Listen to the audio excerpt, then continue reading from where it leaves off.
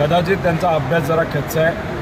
त्यांनाही माहिती आहे की लोकांनाही माहिती आहे की तिथं कुणीतरी आदेश पोलीस प्रशासनाला दिला. एका बाजूला तुम्ही प्रशंसा देवेंद्र फडणवीसांची करता.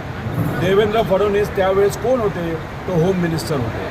तिथं असणारा जो पोलीस अधिकारी हा कोणाचाच आदेश तिथं ऐकणार नाही, फक्त होम मिनिस्टरचा आदेश ऐकणार आहे. अख्ख्या जगाने बघितलेलं आहे. त्या पोलीस अधिकाऱ्याला वरिष्ठ एका व्यक्तीचा कोणाचा तरी फोन आला आणि होम मिनिस्टर या त्यांच्या कार्यालयातून कुणी फोन केल्याशिवाय कुठलाही अधिकारी हा तिथं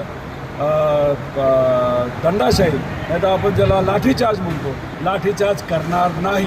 उलट तिथं आदेश हा होम मंत्रालयातून आला आणि तिथं त्या पद्धतीचं वातावरण हे झालेलं आपण सर्वांनी बघितलं. गरीब महिला, लहान मुलं मुली, वडीलधारी यांची डोकी फुटलेली ही सगळ्यांनी तिथं बघितलेलं आहे. त्यामुळे कृपा करून कुठल्याही व्यक्तीला, किती मोठा नेता असो, कुठल्याही समाजाचा असो, मराठा समाज असो, ओबीसी असो, नाही तर कुठेही असो, जर तिथं पोलीस प्रशासनाकडनं रबर बुलेट आणि तिथं लाठीचार्ज झाला असेल त्याचं समर्थन कुणीही करू नये. आता isakal.com आहे देशातील नंबर 1 ची मराठी न्यूज वेबसाईट.